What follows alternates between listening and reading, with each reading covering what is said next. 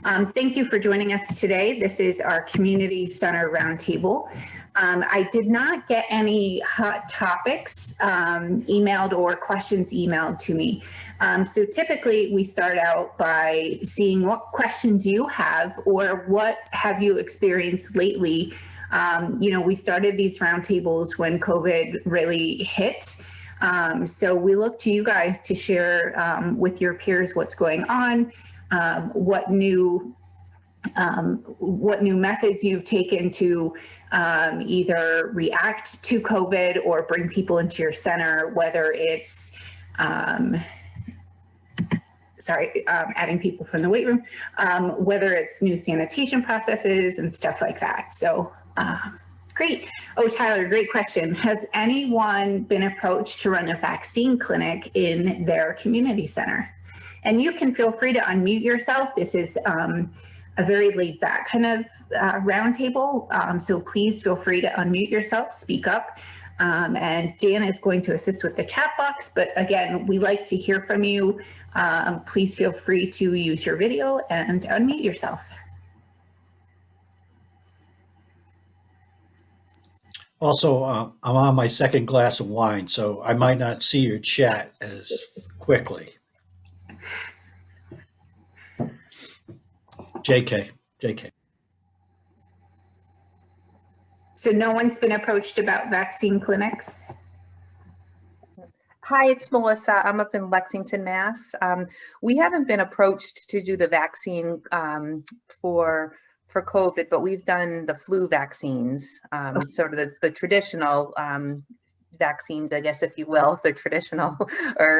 So we've done some of those, but our community center actually was eliminated as an option because of the amount of space and what they needed for registration of doing the shot and then the waiting area. So they found another location in town, which is the field house adjacent to the high school, which is really like one of those facilities that has the bubble over it. It looks like it's a temporary building, but it's not. So they ended up choosing that instead. But our community center has now been home for other things that it normally wouldn't have been in the past. Some of our HR functions where the police and fire assessments, where they're doing interviews and bringing them in to keep those civil service or interview processes going on while we remain closed. We're supporting some other functions for other departments. Fantastic. How about anyone else? Tyler, have you been approached? Is that why you asked that question? Or are you thinking about it? No, I was just curious what was going on with some of the other centers around us. There have been a couple in our area that have hosted them, but I mean the way in which the health department goes about scheduling them seems very interesting. So I was just curious where everybody was, and we have had some residents call, inquiring about it, but the ball's not in our court for those. So I was just curious if anybody else was getting that kind of feedback or questions. We haven't either in Montgomery, but it seems pretty natural. I mean, we do the blood drives. We've done, as Melissa said, the fire department, civil service tests, all that. I mean, we're open and it seems natural. So if they want to ask, we're up for it.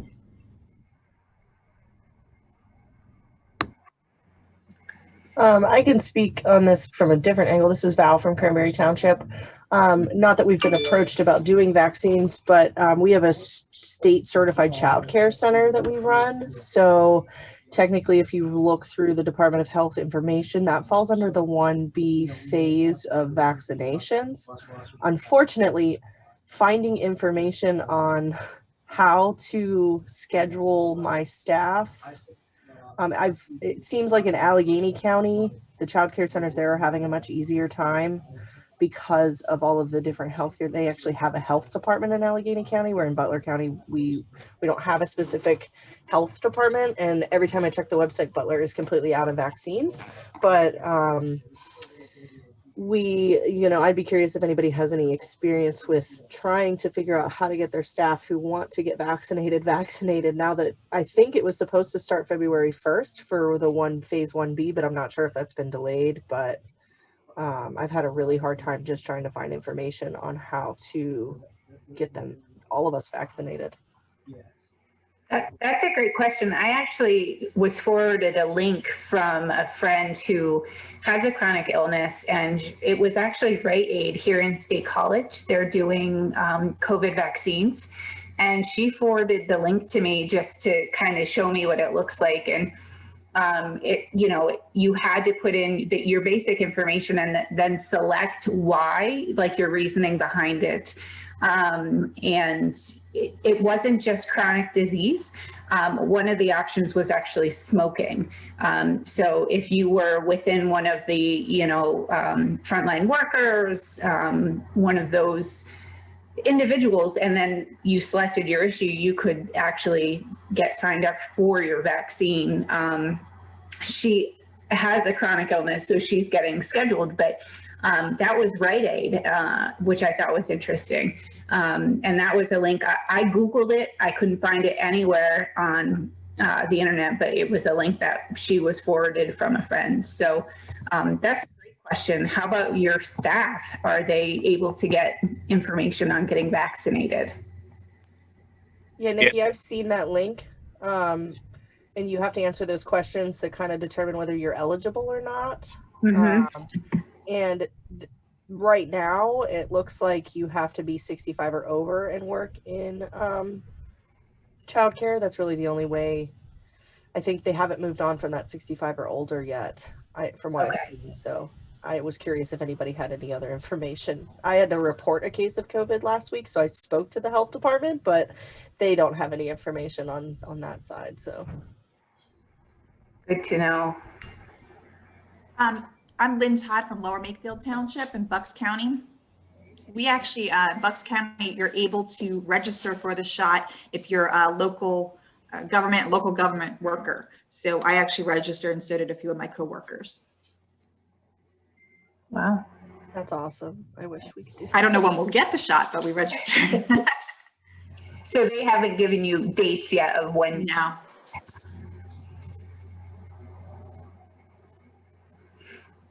It's probably easier for each person to try to register themselves than for you to try to register your whole staff.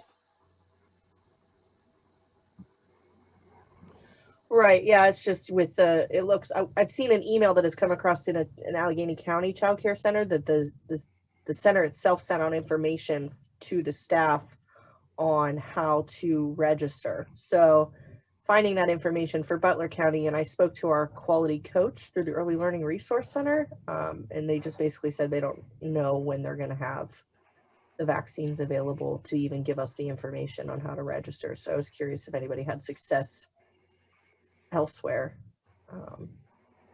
trying to figure that out.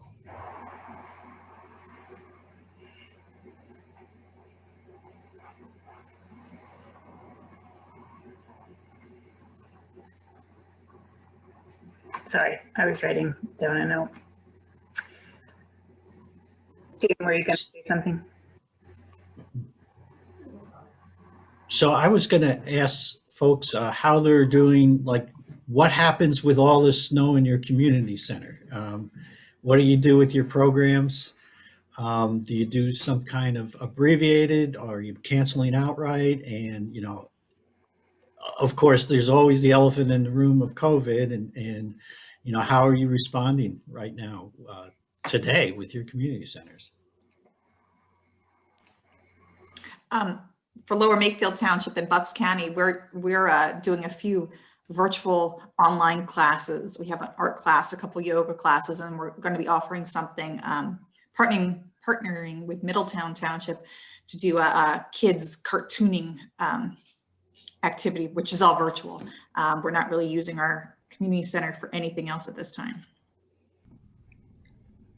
Yeah, in Montgomery Township, we're keeping it small, but we are doing in-person, socially distanced as much as possible. Art classes, drama classes, some sports skills and drills programs. The fitness center's been open and we've been getting busier, which is, you know, it's good and bad. It's great because people are coming in, they're comfortable, but it's more monitoring, you know? So it's good, but it is a little more work now, which, again, it's probably a good thing in the long run. Our center is very small. We're basically only open for school. We have our gym set up as classrooms. And we have volunteers that come in and help. And we're also working with Neighbors Helping Neighbors, a food organization that feeds 65 families a week. That's fantastic.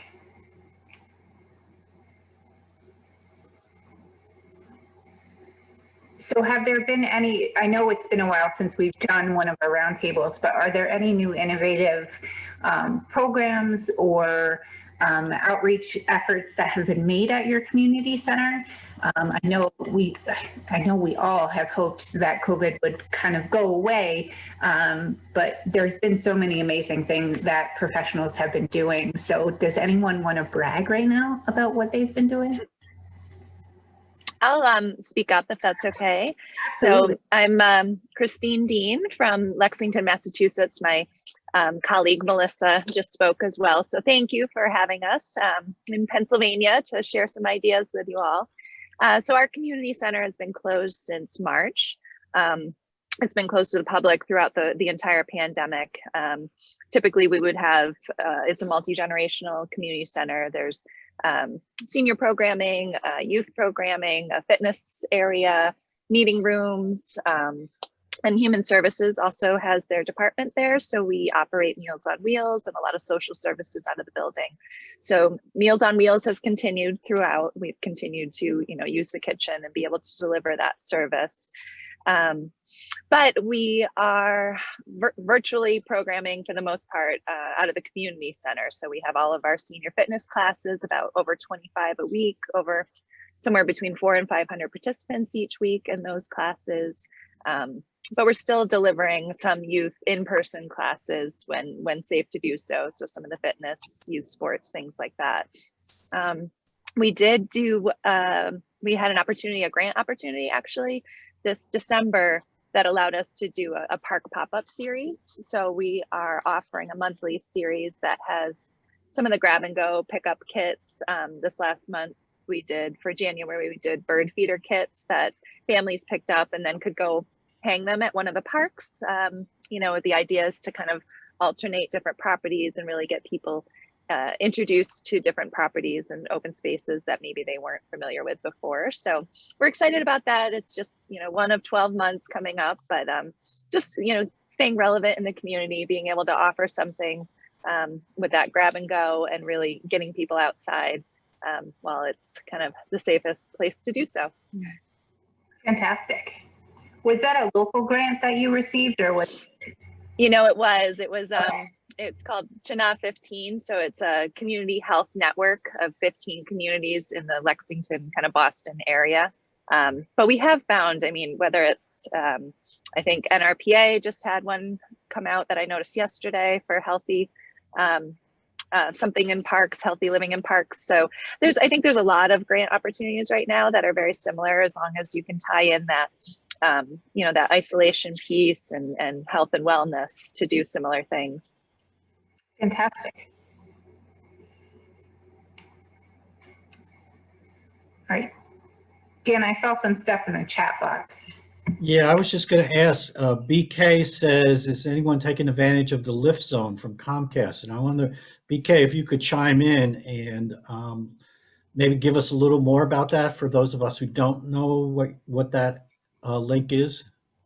Sure, that I just happen to see it on TV regularly. It's a commercial that you might be seeing, and Comcast is putting out Wi-Fi access, and they're making it more accessible so that community centers can be some of those, I guess the schooling project. So anybody that's doing virtual schooling and they don't necessarily have access to high-speed internet and things, they've been granting access to community centers. And so I was just curious if anybody's been actually taken up on that.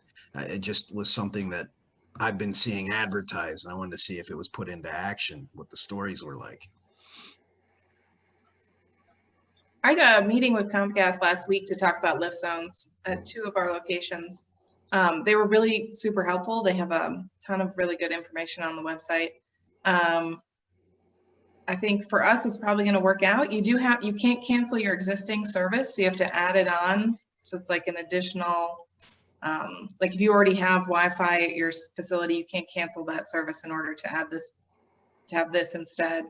And it can only be kids using that network. So it can't be anything that anyone uses for any sort of registration or anything like that. But it does seem we're looking to add it as an additional Wi-Fi option at one of our community centers that's really been struggling during the virtual schooling, because once all the kids get there, then the internet just really slows down to a crawl and nobody can get things to work and the kids can't communicate when they're doing the virtual chat and things like that. But if you get a Comcast, if you have any contact with Comcast, to call in, and I do have someone who's local to Pittsburgh if anybody wants that information of somebody to talk to there. But Comcast, if you can get in connection with one of the lift zone representatives, they can get you all the information that's easier to access than off the website. Because it seemed like from the website, it was really hard to figure out how to apply, but essentially just need to do it through a representative. And is there no cost to that, or is there an additional cost? You said you have to keep your existing service. You can't cancel your existing service, but there's no cost for this service. Okay. And it's for, I believe, so we're still going through all this stuff, but it looks like it's for up to 3 years. Oh, wow, fantastic. And they also have some other education opportunities that they're really trying to bring forward for kids specifically with virtual schooling. And so they also have a portal which has some more additional access, and they're trying to add more resources to that. I also had it rolling around in my head that this would really be a great point, especially with bandwidth options. If it is directed towards kids and youth and things, it might be a good way to, spawn an esports kind of concept at your centers and things like that. Because when you're doing esports, the bandwidth does make a huge difference on what your network can handle. So if they allow that kind of access, this might be a great way to tip your toe in there. I think it is fairly, right now it's 1G service. So it is, I don't know if it would work for esports, but I also think there's a possibility that they build it up and offer some more things in with it. It seems like it's been really good, has good publicity for them, and that they're really committed to this, internet access for kids, especially low income kids. That's fantastic. So out of the individuals on this roundtable, how many of you are doing virtual schooling in your centers? You can raise your hand or do the emoji hand raise, or I know some people aren't using their images at all. So a handful. Okay. What other questions do you have for the individuals on the roundtable? So this is Tyler from Upper St. Clair Township here in southwestern PA. And I'm just curious, so our facility, we've been open since June. We're pretty much back. I mean, we have lost a substantial sum of members, so to speak, in terms of like our daily visits are a little bit down, but we still are a pretty active center. And we have done virtual to, meet our community's needs that way as well. The parks were a huge help in the spring and summer. Now that people are inside, there's a little bit of cabin fever, but I think the demand is still there. I'm just curious, what other facilities, are you guys open? It sounds like a lot of people are doing, the childcare, the essential childcare and things of that nature.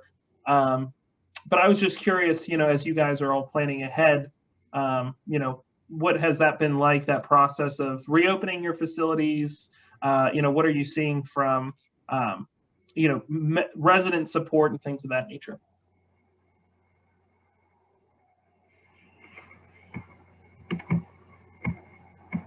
Hi, it's Melissa again, Lexington, Mass. The town has been very conservative about reopening, and we're trying to have similar reopening plans to the library.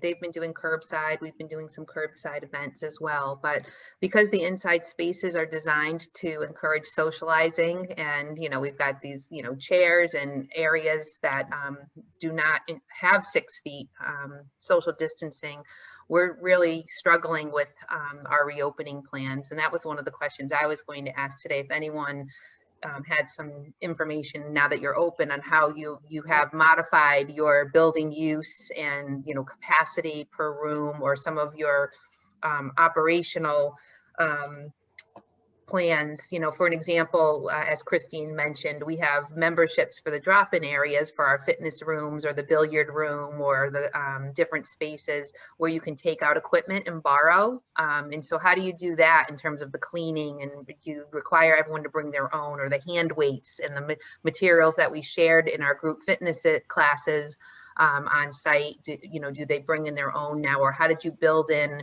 the time for the cleaning of those materials, and how did that impact your schedule? Because normally the fitness room would turn over for a dance class or a fitness class every 15 minutes, but do you have enough time for that turnover now? And so we're sort of struggling with the structured and the non-structured use. And do we open soft with a soft opening with just structured because we can control that, or do we just do the drop-in? There's so many different ways to look at it. So I guess that's something that we're really interested in learning, how anyone is doing that now, and if they have any resources they can share with us. Melissa, one thing I guess I could offer, because we were in your position largely, I think, in April, May, June.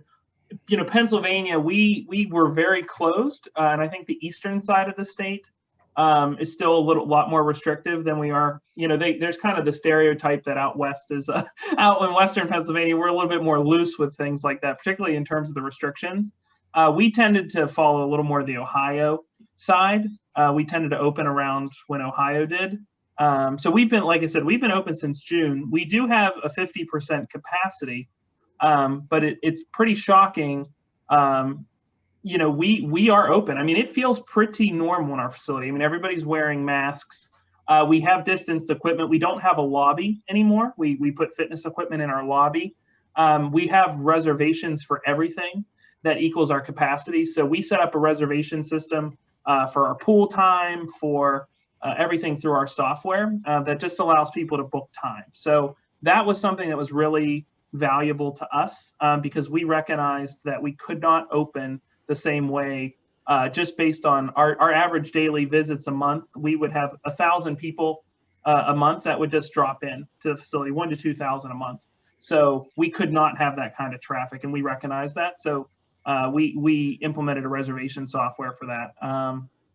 So those are some things we did. I don't know if that's helpful, but the YMCA is they have had a lot of reopening guidelines throughout the various states that have some pretty good recommendations, and they went off of the CDC. So, between them, there's so many different guides out there. It's hard for our facility because we're kind of a fitness center, and then we're kind of a community organization. We have so many, we're kind of this morphous of so many different services. So us trying to base our standards, we really went department by department to try to assess the best way to reopen. So the Ys were definitely a help to us as well, and some of those other nonprofits.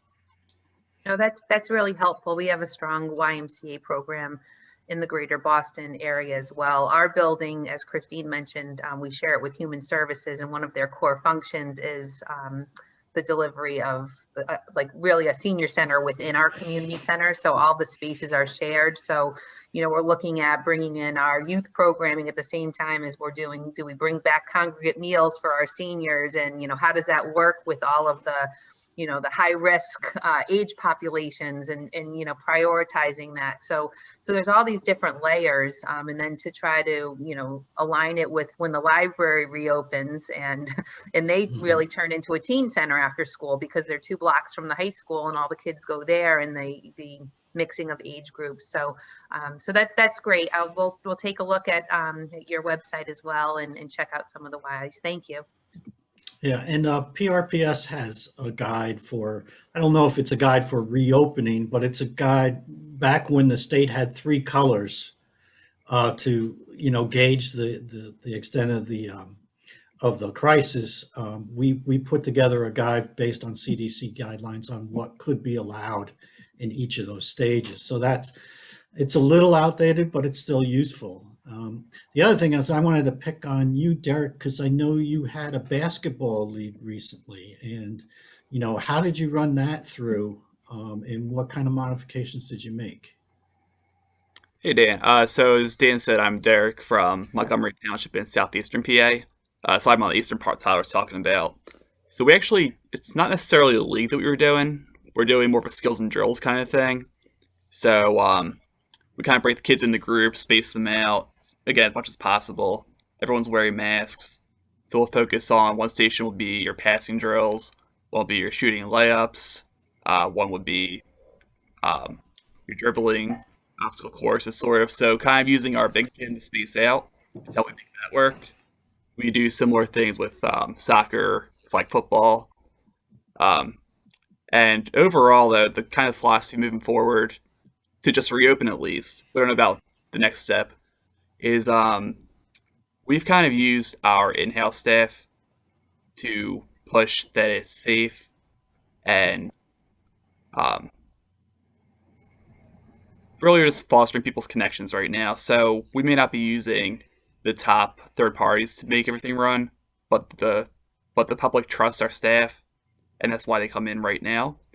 As we move forward, it might change a little bit, but right now we're kind of going that route of keeping it we're the local community, we care about the people here. So throughout this whole thing, keep talking to us and see how we can modify from here and make us better. So it's kind of our approach to it, Dan. We haven't brought back any leagues yet, but kind of under that skills and drills umbrella, we've been able to get kids connected and doing activities again. Is anybody running summer leagues? We're preparing for our basketball league and praying that we're able to do it this year. Is anyone else preparing for summer like that? We will run our summer camp. We will do that, but we're still worried a little bit about basketball leagues.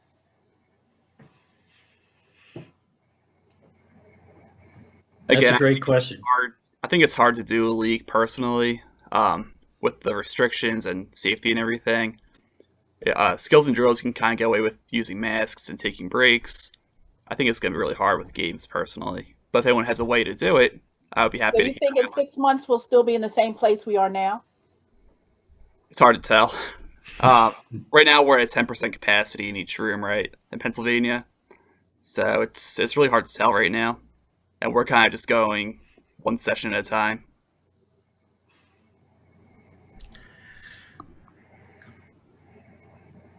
Yeah, I like all of you probably. I follow the news, and it just doesn't look like the vaccines are going to catch up till late summer, early to mid to late summer, before we see a big change in how we can run things. Although that may come quicker depending on where the pressure comes from and things like that. But if I had to go out on a limb, I would say not till mid or late summer would you be able to, go back to some of the things you used to do. And even then, and again, what the heck do I know sometimes? But that's my best guess on that, Linda. And with that said, Mark, yeah. Go ahead. Sorry. And with that said, we've had some groups approach us, and we're kind of seeing if there's a way we can help them out, even if it's just in the outdoor parks.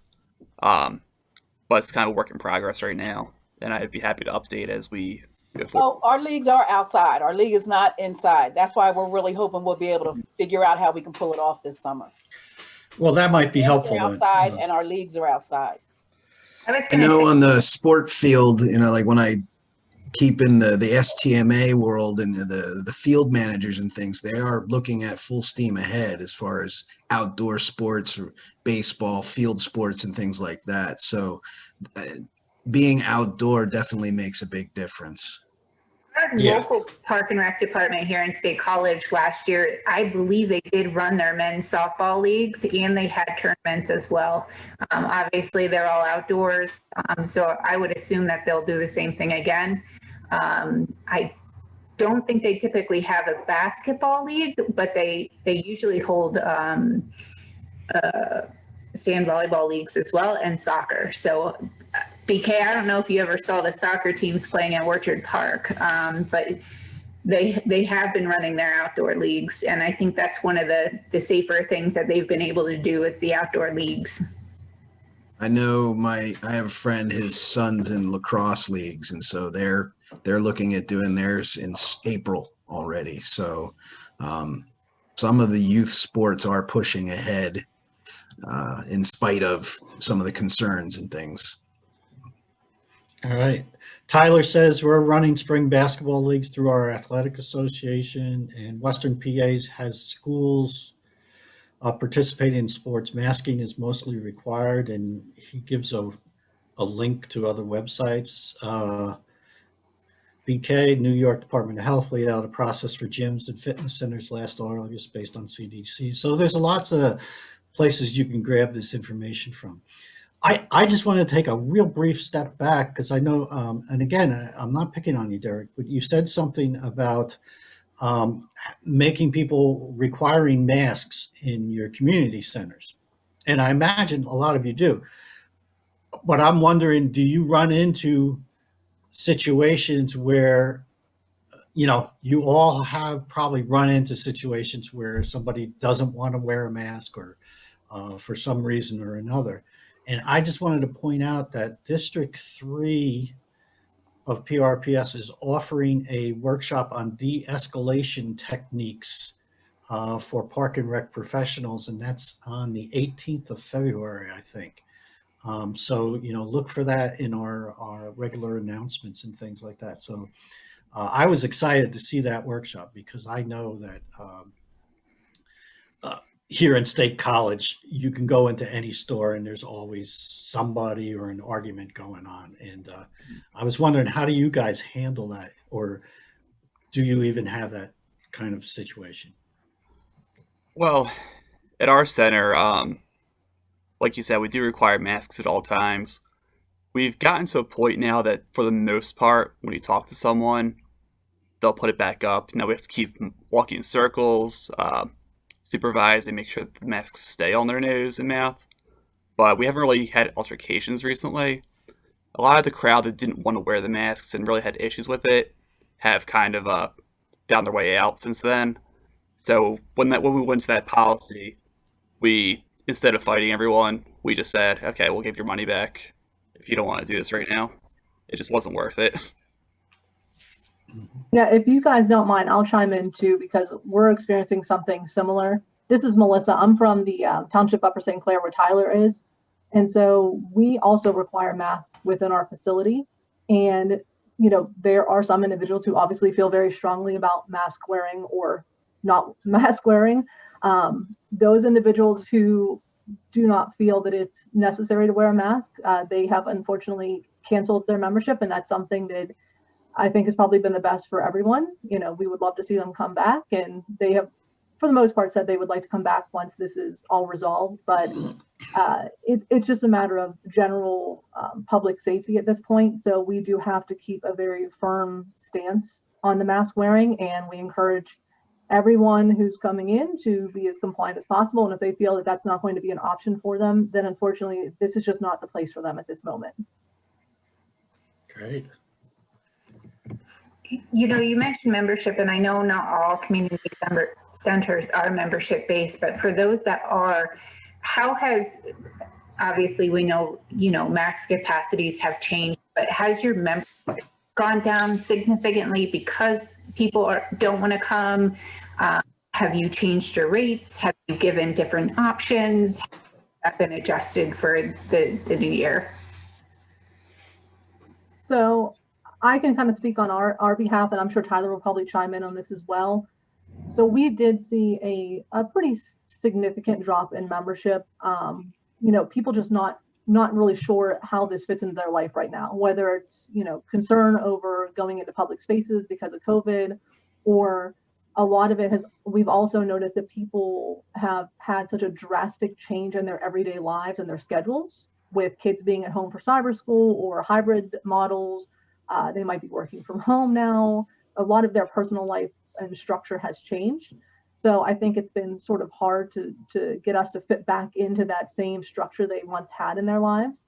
But with that and losing some of those members, we have also seen some of those that have dropped off very early on, say like March, April, May, when we had to originally close. They've come back. They've come back now. They feel comfortable starting back with us as their kids have maybe gone back into school more, or like you guys had mentioned earlier about youth sports. Youth sports are going pretty strong. I think everyone's making a good push to get things going back to at least somewhat normal in children's lives.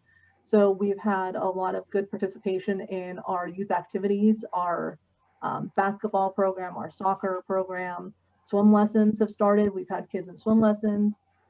And we've had a lot of seniors, surprisingly seniors, coming back because they've just made that choice that, they're just not going to stay in their home anymore. They need exercise, they need to socialize, and the benefit is outweighing the risk in their mind.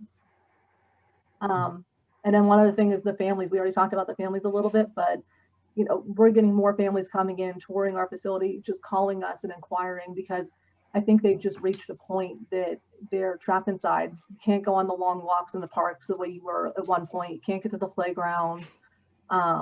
They're really just running out of activities for their kids, and they just need an outlet, and we seem to be it. Great. I agree with everything Melissa just said. I mean, we're seeing the same thing. Fantastic.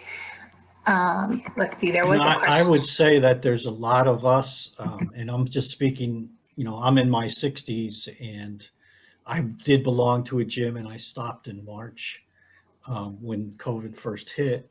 And I mean, I have every intention of going back, but I'm just not ready yet. But so what I'm trying to say is I think you guys will get a more of an influx as things, as more vaccinations take place and things like that. Because as soon as I'm vaccinated, I'll be back in the gym. Like everybody else, I'm just going crazy. And but I still have that line. I won't go into a gym just yet. But I'm sure I'm not alone either. Couple I mean, you bring up a really good point. And, that's something we've thought a lot about is, there's a couple different fronts there. The first one is if you don't personally feel comfortable yet, which a lot of people don't, a lot of routines have changed. So I think about it like a movie theater. I used to love going to the movies, but I'm in no hurry to go to a movie theater right now because I'll be sitting in a space for a long period of time. I can most likely just stream the movie. But that's kind of also our concern on our fitness end is people are developing new routines. So, it's very, I love hearing that, you're ready to come back, once the vaccine comes out and it's you feel, more personally safe to do so. But we have had to pivot, thinking of, for us, as much as our facility doesn't run solely off of fitness, it's a huge element to our membership and being self-sustaining. So, we've created a YouTube channel. I'll toss the link in just so people can kind of see what we're doing. But we're trying to meet people where they are because we want to still be part of people's routines, even though our facility is wide open. In a sense, we don't want people that aren't comfortable to forget about us, so to speak. So, we've really tried to adapt and change, and that live participatory nature for us is super important. And we've done story walks outside. We're connecting to our park routes a lot more as well. Outdoor fitness when the timing's right. So some of the bright sides of this pandemic, if you have to look at it from a bright spot, right, is that it has taught us, I think, to really appreciate what a resource the Parks and Rec field is to the community. And we're meeting needs differently, but we're still meeting needs. And I've never felt that our work is any more relevant than it is today. I mean, it is the most relevant I think I could argue it to be now. So providing that hope and optimism for us is just critical. It's a huge part of our township and our mission. So we've been very fortunate here in Upper St. Clair too to have that support, to do a YouTube channel, to kind of jump off the cliff a little bit and do things differently. So we've been very fortunate here, and you know, so that's just some of the stuff we've been doing, and these tables, Nikki, are really helpful for us too, to kind of hear what our colleagues and our partners are doing. So you know, thanks to PRPS for continuing to do them. Well, I was going to say, well said. Parks and Recreation now is more important than ever, as if it wasn't important to begin with. So your words hit the nail on the head. So just want to touch on a couple things from the chat box. There was a great question about your fitness equipment and whether you rent or own it. I know the pool question was answered, but if anyone else has some feedback on whether they rent or own their fitness equipment, I thought that was an interesting question. You can either answer it in the chat box or feel free to speak up now.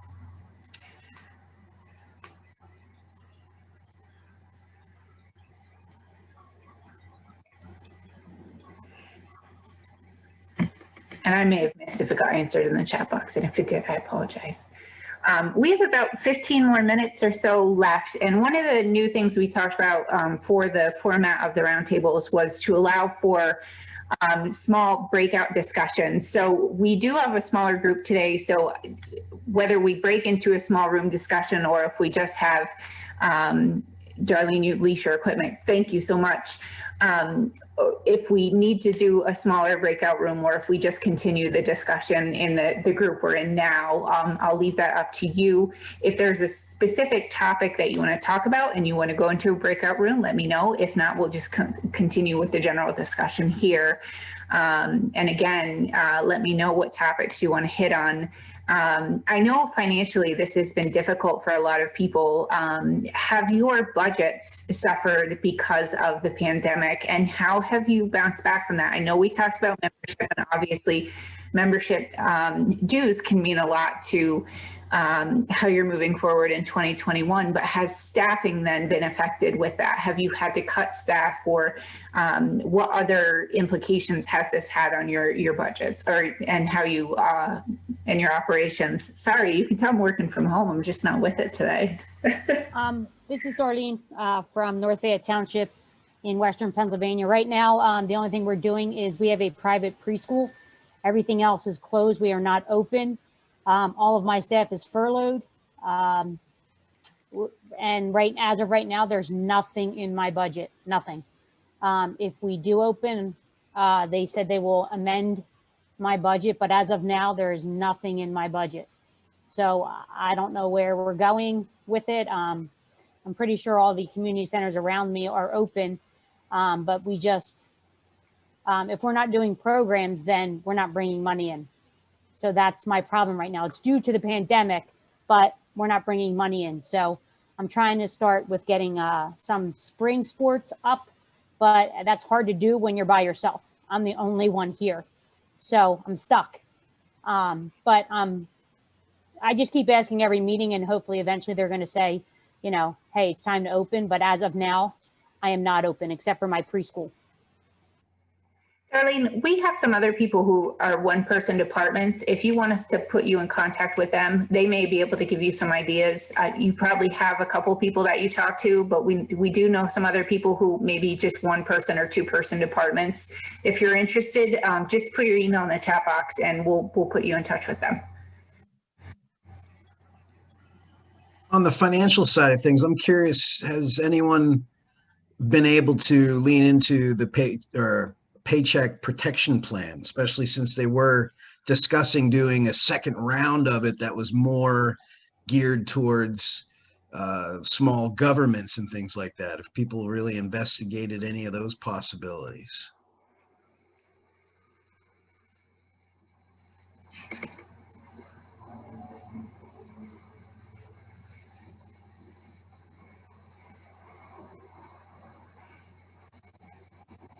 I can't mention much about the paycheck protection plan, but I can, going back to staffing, we here in Upper St. Clair, we have eliminated 2 full-time positions, one permanently and another one perhaps permanently, we've been blessed and fortunate that we, over the last 12 years, had been able to build a reserve, which we are able to use, but our budgeting has been severely impacted. And, we're, doing everything we can, as both Melissa and Tyler have mentioned, to move forward. But it is definitely a concern.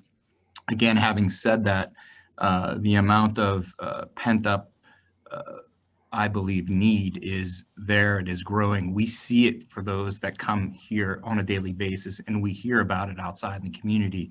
So our hope is, and our belief is, that once we get to May and June, we're going to see a significant increase in participation due to the fact that, if you count the amount of people being vaccinated today and hopefully in the next few months, as well as those people that have already had it. Melissa and I talked about it this morning. There is some semblance, hopefully, of herd immunity developing, whether you want to think that way or not. So we're going to continue to push forward. We have the support. We have some reserve, but I can't imagine being a real challenge for a lot of folks out there.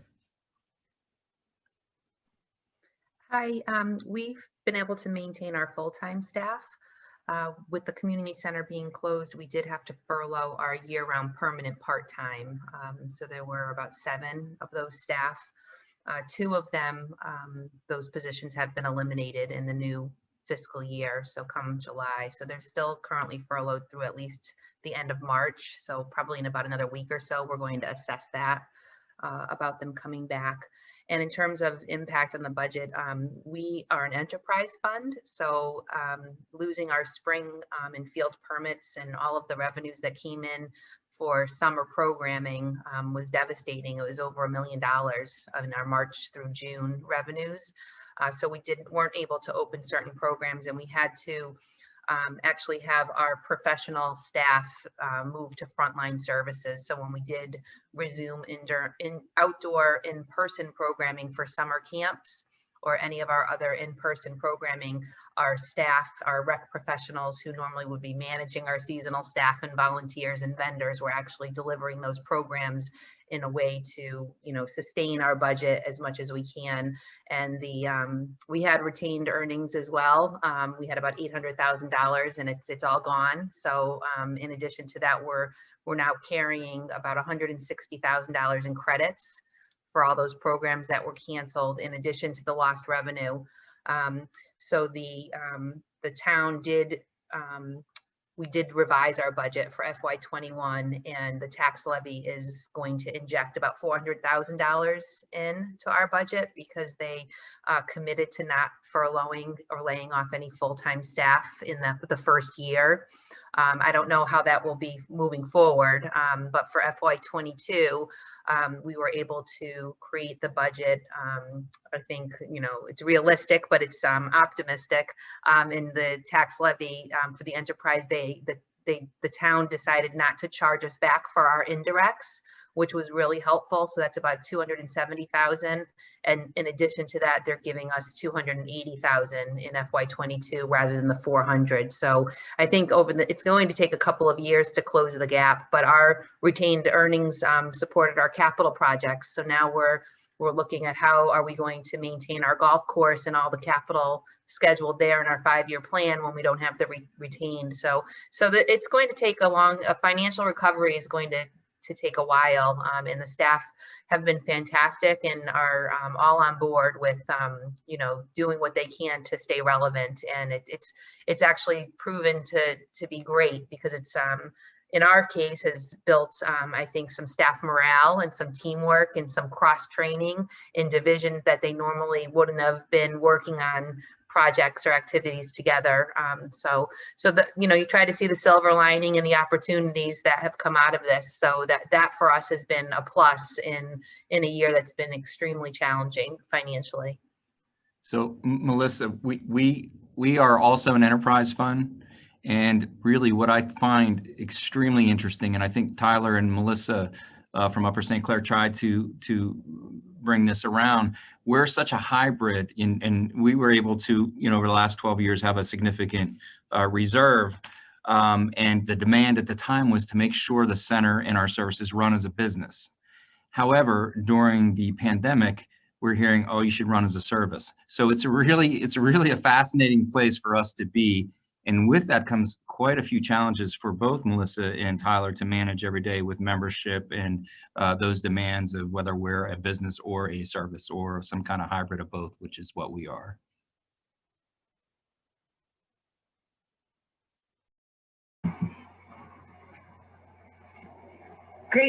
Great discussion as always, and the impact this has had on our field and our professionals. I know I say this every roundtable, but your staff, you're incredible, and every day that we sit in on these roundtables, I'm more impressed by what can be done, and your community should be more than thankful to know that you're still there and serving them and being able to do what you do. So thank you. It's incredible.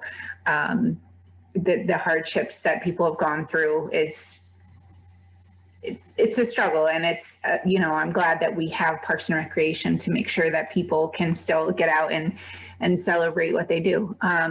Just a few more minutes left. So any last minute questions, but then also we do schedule these roundtables periodically. We've been running community center program and events, summer camp, aquatics, therapeutic recreation. But are there any topics that we are missing that you would like us to hit upon? We schedule these periodically. We took a little bit of a hiatus during the fantastic Stacey. Thank you so much.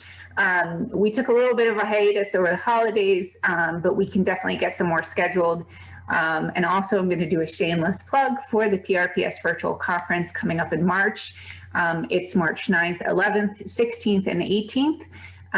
We are excited to go. I'm not going to say we're excited to go virtual because we would love to see you in person, but the registration is open. You can see all of our sessions available at prpsconferenceandexpo.org. If you have questions, please feel free to email me. I can answer anything you would like to know. But in the meantime, any topics that you want us to cover in future rounds, please put them in the chat box or speak up. And any last minute questions for the group, please feel free to let us know. Nikki, how has PRPS been, we obviously know that, professional organizations have also been greatly impacted, right? We've seen a lot come out from the national NRPA. So I'm just curious how things been, for you guys on your front, and, as members, how can we, support your efforts? I can take the first crack at it. We were eligible for one of those paycheck protection loans, which we did receive, which was, wonderful, and really kept us afloat, especially in the early part. And so that was really helpful. And then, of course, it was the loan was forgiven, I believe. So we were very fortunate with that. And then once we started pivoting, through the roundtables to more online things, we were able to, see some kind of profit generation from our online workshops and webinars. So that also helped, which is one thing I think is really going to be helpful for everybody. Is we've all learned how to pivot a bit. And now when we do return to some sense of normalcy, everybody's going to be that much busier, I think. Because you'll have the things you used to do, plus these new ways of doing things, and now will just be all the better. So we were lucky, and then we did have a reserve, from previous years, and I'm not sure how that got there, but as I'm relatively new to PRPS, but between those three, we seem to have survived okay, and we'll see what this year brings, but so far so good for us. But thanks for asking, Tyler. Another shameless plug before I get off. People were talking about senior centers.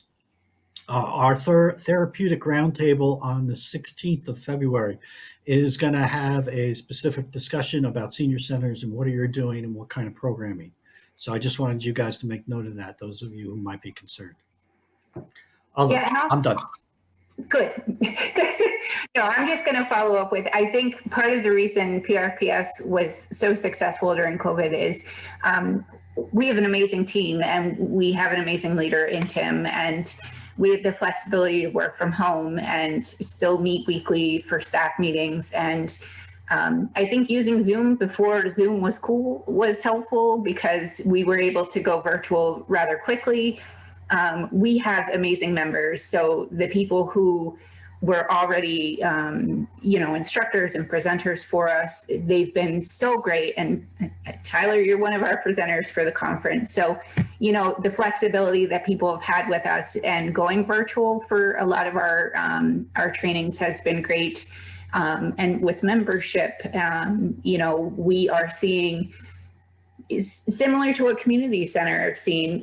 We were worried about it at first, but I think we're getting back to where we were hoping to be. And I think because people see the value in what PRPS can assist them with. And that's a mixture of roundtables like this that are free and open to both, in-state and out-of-state residents. And then, our certification assistance through programs like the CPRP with me. We now have the Park Maintenance Institute and other opportunities. So I just think it's a great team. So we're excited.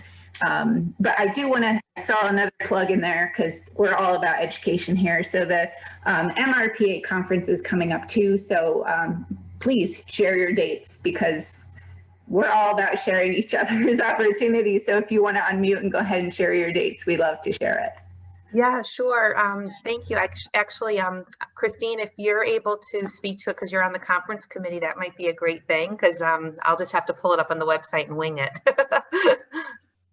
Well, that's very kind, Melissa. I'm trying to think of the dates offhand myself. I'd have to pull it up, but this year we are, thank you. This year we are going over the course of 4 weeks. So we're doing 2 days a week and dividing that into, I think there's probably 4 different session options for a total of 16 total sessions to participate in. But we made the decision to not only go virtual this year, but also to kind of spread it out so that people weren't stuck to their computers. And it sounds like that maybe Pennsylvania did something similar as well, having it over the course of a number of days. But we are really excited about having Christine Stratton as our CEO, or the CEO of NRPA, to be our keynote speaker. She was planning to do that in person. However, when the conference was canceled last year, obviously that didn't work out, but she has agreed to deliver that keynote address to kick off our conference this year. So, but if anyone, okay, great. Thanks. Yeah, it's so similar. You have March 9th and 10th, and then the Tuesday, Wednesday, the 16th and 17th, and then the 23rd and the 24th. So 3 consecutive weeks on Tuesdays and Wednesdays with a variety of different sessions. Well, and the nice thing I'm betting is you could sign up technically for both because you'll be able to watch the recordings after the fact. So. It's 1 o'clock now. We like to keep to time. So thank everyone for being here. If you have any last minute topic suggestions, throw them in the chat box. As a reminder, this recording, as well as the chat box discussion, will be sent to you within the next day or two. Thank you for joining us, and we hope you have a great rest of your day.